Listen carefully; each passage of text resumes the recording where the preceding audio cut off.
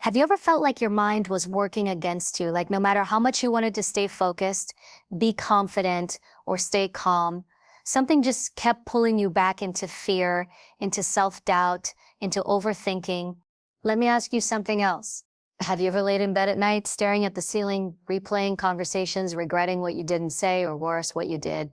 You tell yourself, tomorrow, I'll be stronger. Tomorrow, I'll take control. But tomorrow comes and the cycle starts all over again. You see, the most powerful force in your life is not your environment. It's not your circumstances. It's not even your talent. It's your mind. And if you don't learn how to control your mind, make no mistake, it will control you. What if I told you that your future, your peace, your success, your joy, it's all already within you? But right now, it's being held hostage by your own thoughts. Thoughts that were planted in you by fear, by failure, by people who didn't believe in you. And the truth is, some of you are still living under those voices. Not because you're weak, but because no one ever taught you how to break free.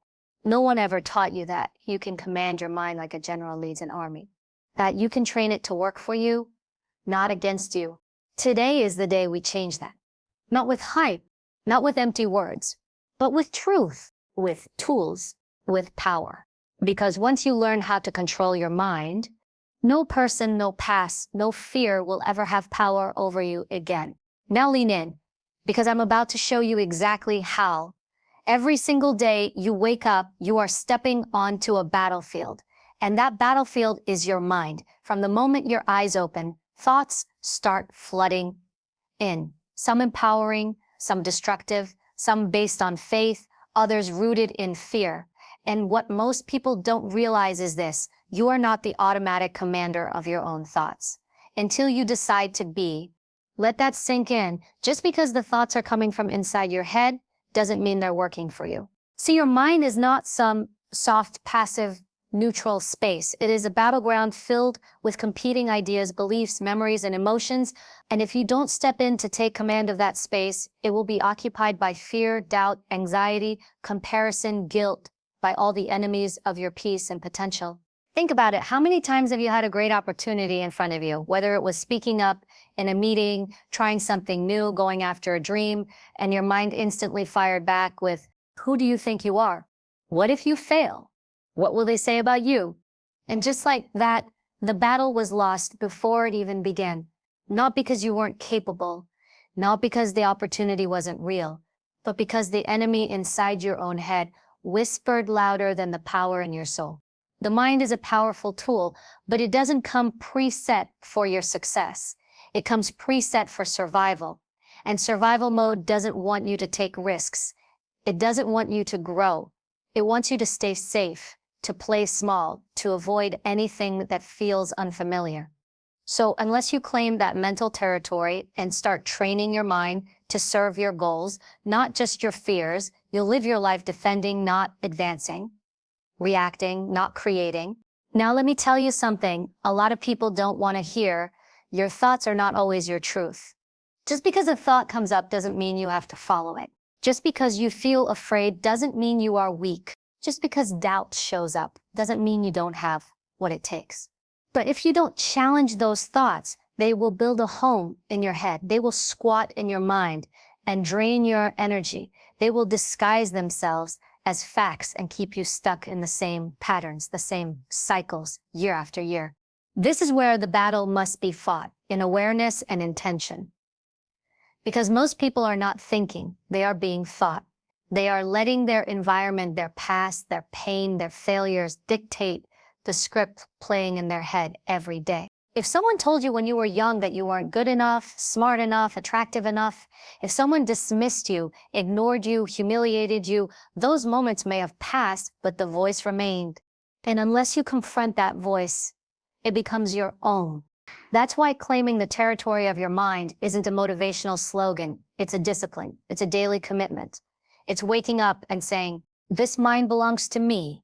I decide what thoughts live here. I decide what beliefs I nurture. I decide what energy I allow in. You do that by catching yourself in the act. When that inner critic shows up, when you start telling yourself stories that shrink you, you stop, you question it, you speak back with truth. You begin to rewire the system, thought by thought. And don't get it twisted, this isn't easy. It's not instant, it's not cute. It's war. It's crying in your car before a big step forward and still showing up. It's facing your trauma and still saying, this does not define me. It's waking up with anxiety and saying, I may not control the feeling, but I control what I do with it. And over time, as you consistently take command, something shifts. Your mind becomes your ally, not your saboteur. The voice inside becomes your coach, not your critic. And you stop living life as a victim of your thoughts. You start living as a leader of your destiny. Let me make this plain. The mind is like a garden. If you don't plant intention, purpose, and truth, weeds will grow by default. Negative thoughts are like weeds. They don't need permission to take root, but success, peace, clarity. You have to plant them, water them, protect them. So how do you claim this battlefield? You wake up and declare ownership. You monitor what you consume, what you watch, who you listen to, what you repeat.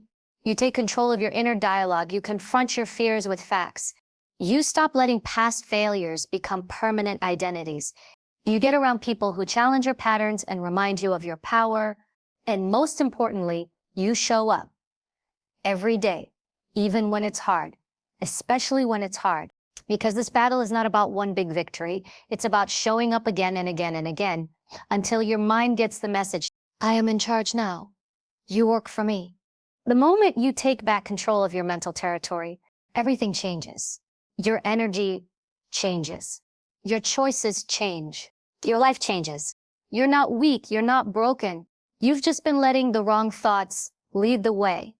But from this moment forward, you lead, you command, you conquer, because this is your mind, and today you claim it.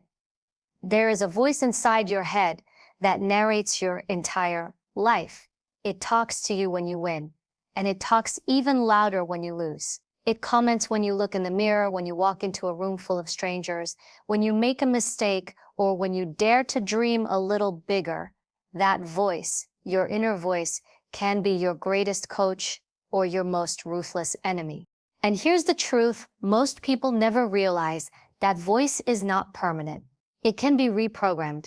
You were not born doubting yourself. You were not born telling yourself that you're not enough. That inner dialogue that came from somewhere, it came from experiences, from what was said to you when you were too young to defend yourself, from what you saw, from what you absorbed, from the things you failed at and never processed, from the people who didn't see your worth and maybe convinced you not to see it either. Over time, those outside voices became internal beliefs. To repeat it often enough, they formed a script, a story, and now most people walk around repeating a mental story that was never truly theirs to begin with. Have you ever noticed how loud that voice gets when you're about to do something meaningful? Right before you take a risk? It whispers, what if you fail? Right after you try something new, it sneers, you're not cut out for this. When you're about to speak up, it hisses, no one wants to hear from you. That's not truth. That's programming. And programming can be rewritten. Reprogramming your inner voice starts with awareness. Most people are completely unaware that they are talking themselves out of their own potential every single day. That inner voice operates like background music, always playing, always influencing your mood, your confidence, your actions. But just because it's running in the background doesn't mean it's right. You have to begin catching that voice in the act. Listen closely. When you mess up, does it say, that's okay, let's learn from it? Or does it say, you always do this, what's wrong with you? When you look in the mirror, does it say, you're powerful, you're growing? Or does it pick you apart, replaying everything you hate about yourself? You don't have to believe every thought you think. Thoughts are not facts. Thoughts are patterns, and those patterns are shaped by repetition and emotion. That means you can create new patterns by feeding your mind new thoughts intentionally, consistently, and emotionally. Speak to yourself like someone you are responsible for, someone you love, someone who matters, because you do. But if you wait until the world treats you that way before you believe it, you'll be waiting forever. You have to become the architect of your own self-belief.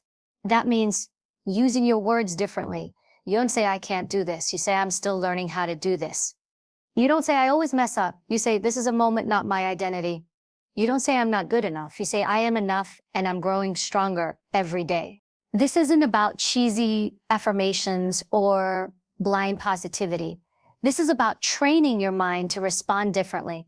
Just like you train a muscle in the gym, the more you challenge the negative voice, the weaker it becomes. The more you speak truth, the stronger your mental resilience grows. But here's the key. You must connect emotion to the new message. Why? Because emotion is the glue that makes a thought stick. That's why the most painful memories and most joyful moments stay with you. They were emotionally intense. So when you speak new beliefs into your mind, don't just say the words, feel them. Stand up, say them with power. Write them down, repeat them out loud. Make them part of your morning, part of your night, part of your identity. Because the truth is, your mind will believe whatever you tell it with enough frequency and conviction. You've already been hypnotized by fear, by criticism, by insecurity. Now it's time to re-hypnotize yourself with purpose, with truth, with power. And remember this, the voice you hear the most becomes the one you believe. So if the voice in your head is toxic, critical, dismissive, it's not your job to argue with it. It's your job to replace it. Flood your mind with the voice of who you're becoming. Let that voice speak louder than the one trying to hold you back. Let it say, I belong in this room. My past prepared me. It didn't define me. I am not my mistakes. I'm what I learned from them. I don't need permission to grow.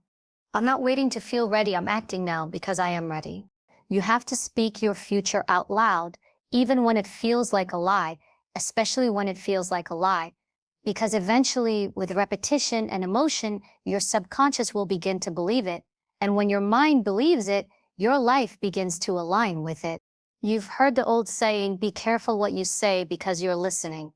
Well, I'll take it further. Be intentional with what you say because your future is listening too. This journey is not about perfection. It's about progress. It's about recognizing that every single day you have a choice. You can run the old script that shrinks you, or you can rewrite the script that sets you free. And if you do that consistently, relentlessly, unapologetically, there will come a day when that old voice starts to fade. And the new one, the one you built with intention, with truth, with courage, takes its place. And when that happens, you'll realize the most powerful voice in your life was always your own. Most people aren't failing because they lack talent. They're not falling short because they don't have dreams. They're stuck because they're distracted. Every single day, we're being pulled in 1,000 directions. Social media notifications, other people's opinions, constant comparisons, fears of what might go wrong, memories of what already did. And in the middle of all that noise, your vision is dying. Let me make it plain. Focus is power, real power. And the person who learns how to control their focus can do in 1 year what most people never accomplish in a decade. Your mind has limited bandwidth. It can't give energy to everything at once. So every time you give your attention to fear, to drama, to gossip, to things that don't grow you, you are robbing your future. You are literally taking energy away from your goals, your peace, your vision, and handing it to things that won't matter in 5 years or even 5 days. You cannot feed everything. You have to choose what lives and what dies. The things you focus on grow. That's a fact. You focus on pain, you feel more pain. You focus on failure, you see more failure. You focus on your strengths, your confidence begins to rise.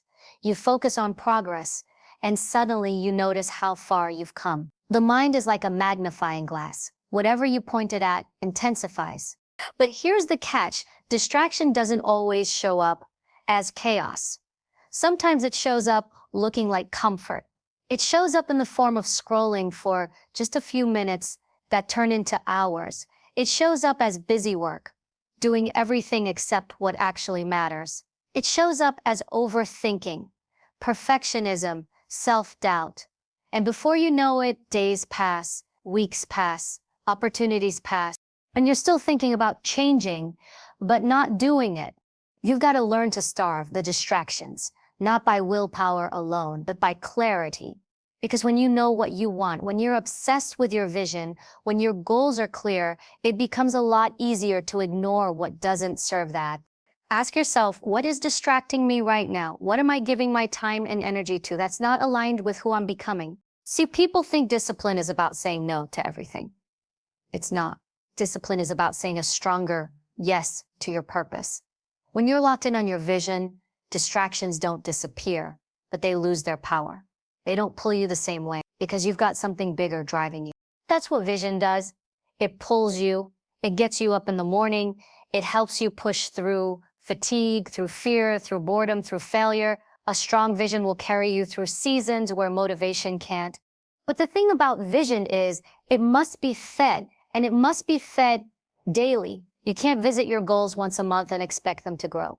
You can't water your dreams once a year and wonder why nothing's blooming. You have to nourish them with intention, with action, with time. How? You protect your morning. You set your intentions early before the world throws chaos at you. You write down your goals, you visualize them, you speak them out loud. You measure your progress, you reflect, you refine, you stay engaged, not perfectly, but consistently. Because every time you remind yourself why you started, your focus sharpens. Every time you connect with the emotion behind your goals, your discipline deepens. Focus isn't just about locking in on a task, it's about locking in on a lifestyle. It's saying, this is the standard I'm holding myself to now. It's choosing what kind of life you want to build, and then removing everything that doesn't belong in it. That includes toxic conversations. That includes comparing yourself to other people's fake highlight reels online. It includes spending more time on distractions than on dreams. You've got to understand this. Everything you give your energy to either feeds your future or feeds your frustration. You are not tired. You're just mentally exhausted from scattering your energy in too many places. You are not unmotivated. You're just unfocused. And you are not broken. You're simply misaligned. Realign, refocus, reset your standard. If it doesn't grow you, don't give it your time. If it doesn't challenge you, don't give it your loyalty. If it doesn't align with your vision, don't give it your energy. Start protecting your attention like it's sacred, because it is, and the world will gladly steal it from you if you let it. You've been called to more, you feel it, that vision that lives in your heart. It's not random, it's not accidental. It's a glimpse of who you could become if you gave yourself fully to it.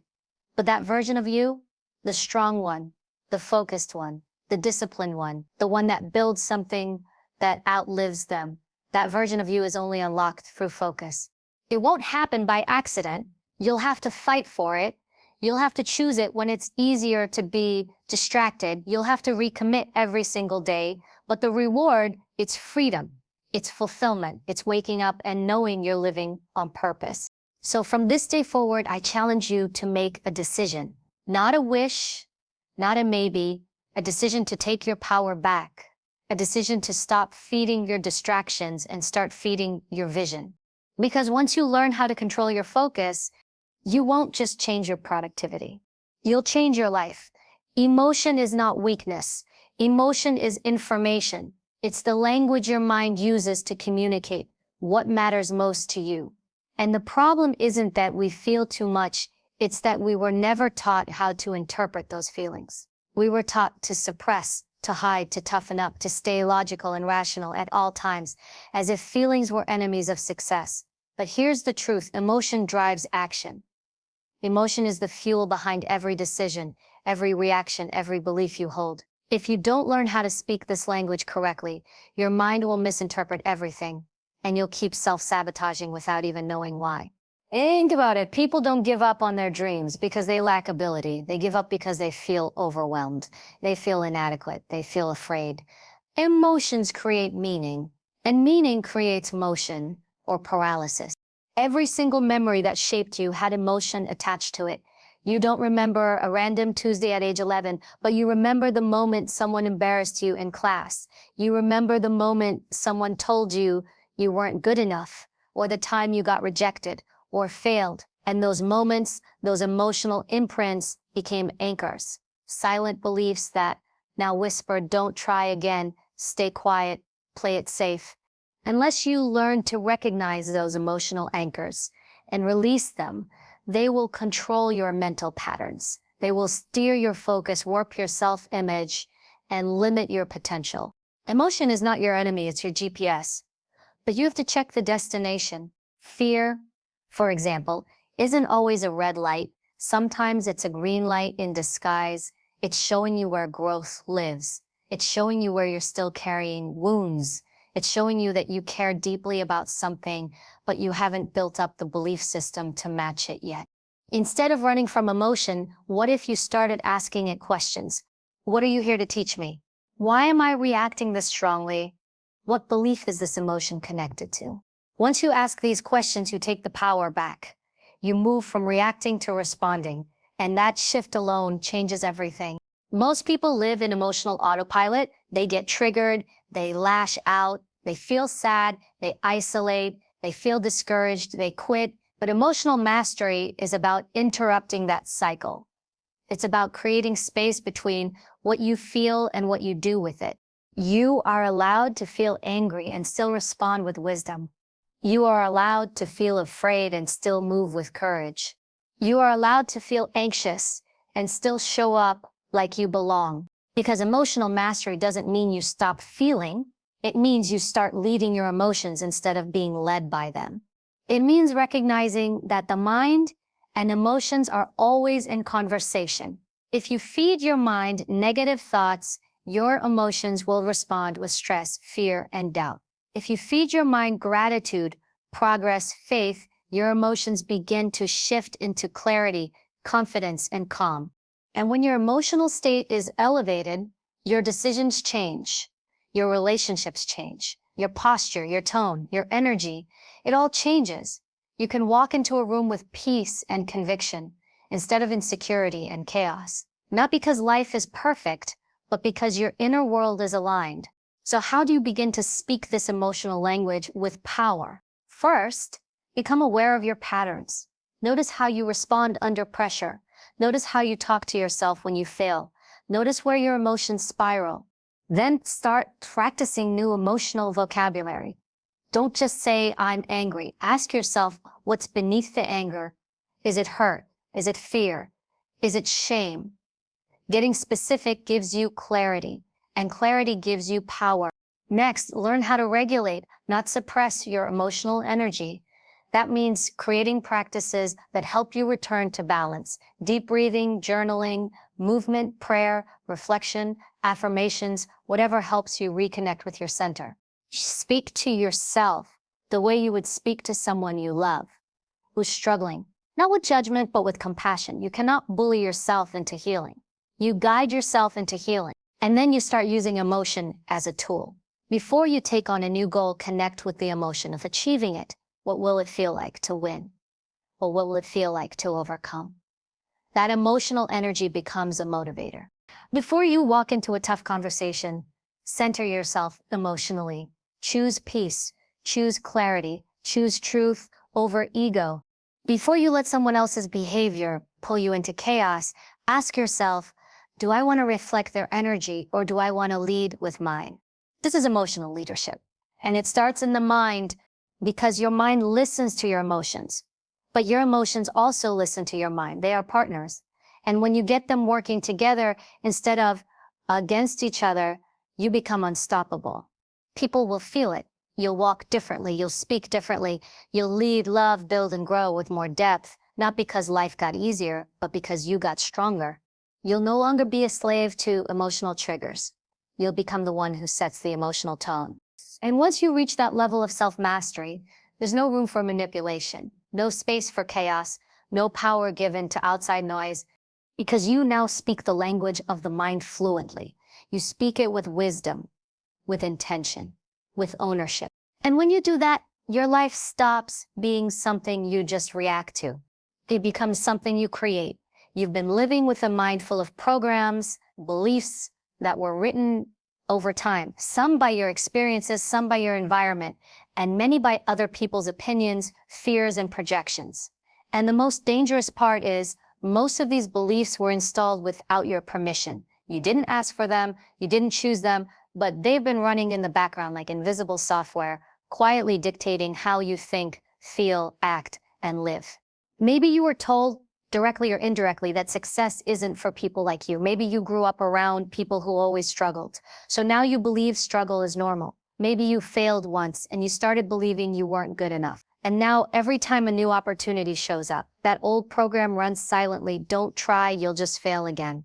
You are not broken. Your programming is. The mind works like a computer. The beliefs you hold are the code. If that code is outdated, corrupted, or infected by negativity, then no matter how hard you try, your life will keep freezing, crashing, or looping through the same painful patterns. But here's the good news, you're the programmer. That means you have the power to rewrite the code. You don't have to keep running the same old scripts. You don't have to keep living under beliefs that shrink you, silence you, or sabotage you. You can install new beliefs, ones that serve you, elevate you, and unlock your full potential. When it starts with awareness, you cannot change what you don't confront. You've got to stop and ask yourself, what beliefs are running my life? Where did they come from? Are they actually true or just repeated? Most of what we believe isn't truth, it's just repetition. Something repeated to you often enough becomes familiar, and what's familiar feels true, even if it's a lie. That's how beliefs form. Repetition plus emotion. Think about it. You might believe you're not smart enough, not attractive enough, not talented enough, not worthy of love or success or peace, but who told you that? Whose voice are you still echoing in your head? Once you recognize that a belief is just a learned pattern, not your identity, then you can do something incredibly powerful. You can unlearn it. You can uninstall the programs that no longer serve you. But you can't just delete a belief, you have to replace it. Your mind is not going to stay empty. If you remove a limiting belief, but don't install something stronger, your mind will default right back to the old program. That's why reprogramming is an active process. You don't do it once, you do it every day. Like brushing your teeth, like going to the gym, like training a muscle. You start by choosing the beliefs that align with the future you want, not the past you survived. Beliefs like, I am capable of learning anything I commit to. My past does not define my potential. I deserve to take up space. I don't need permission to grow. Every setback is a setup for a stronger comeback. I am not who I used to be. I am who I decide to be. You don't wait until you feel like believing these things. You decide, you install, and then you reinforce every single day. That means you say them out loud. You write them down. You visualize yourself already living them. You get around people who believe in them. You listen to content that affirms them. You make your environment reflect them. You flood your system with the new program until it becomes the default. And yes, there will be resistance. Your brain doesn't like change. It loves patterns, even the toxic ones. It will try to pull you back into the familiar. It will say, this isn't you, but you have to speak back. You have to remind yourself that what's familiar isn't always right. What's automatic isn't always true. Growth feels uncomfortable because it's unfamiliar, not because it's wrong. The difference between people who transform and people who stay stuck isn't intelligence. It's not luck, it's belief. People who rise have decided to write new code. They've decided that they are no longer available for the old story. And so they install the beliefs that align with where they're going. They don't wait to feel ready. They build the belief as they move. That's what you must do. Because until your belief system changes, your behavior won't stick. You can set goals, make plans, write affirmations, but if your subconscious programming is saying, this isn't who we are, you'll keep sabotaging yourself. That's why deep lasting change begins with belief. When you believe you're worthy of a better life, you'll stop tolerating the one that's killing your spirit. When you believe you're capable, you'll take bolder action. When you believe you can learn, you'll stop being afraid to try. And here's a magic part. Once you reprogram your beliefs, life starts to reflect it. Not instantly, but inevitably. Because your choices change, your energy shifts, you start showing up differently, you speak differently. You set boundaries, you walk into rooms with a new posture, and people respond to that. Opportunities respond to that. Reality begins to respond to you. You don't get the life you want, you get the life you believe you deserve. So if your beliefs are small, your life will be small. But if your beliefs are bold, your life will rise to meet them. This is your moment to take the keyboard back, to stop running outdated software, and start installing truth, power, possibility. This is your moment to be intentional about what lives inside your head. You are the programmer. The old script is not your final story. Write something new, then live it. Relentlessly, repeatedly, unapologetically. Because the mind will follow the code you give it. So give it something worth building. You've come a long way in this journey, and now it's time to seal it with one unshakable truth. You're not powerless. You're not at the mercy of your past. You're not trapped by your thoughts. You're not defined by the old story. You're the author now. You're the architect. You're the driver. The mind is not your enemy. It is your most powerful weapon. But only if you learn how to master it.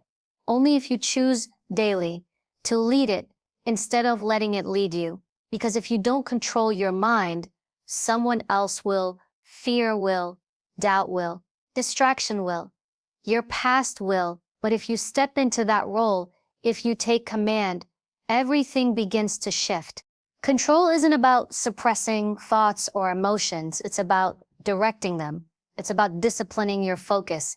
It's about choosing the beliefs that shape your identity. It's about waking up and deciding that you're not available for mediocrity anymore. You're not available for staying stuck. You're not available for playing small. You are available for growth, for healing, for becoming who you were always meant to be. Because once you control your mind, once you own your inner world, you become unstoppable in the outer one. So don't just listen to this message. Don't just get inspired for a moment. Make a decision, a real one, to rewire your beliefs, to speak life into your future, to protect your focus, to starve your distractions, to feed your vision, to master your emotions. Decide that your mind is your territory and no fear, no failure, no voice from your past gets to live there anymore. You are in control now. Lead it, own it, and watch your life rise to meet the strength of your mind.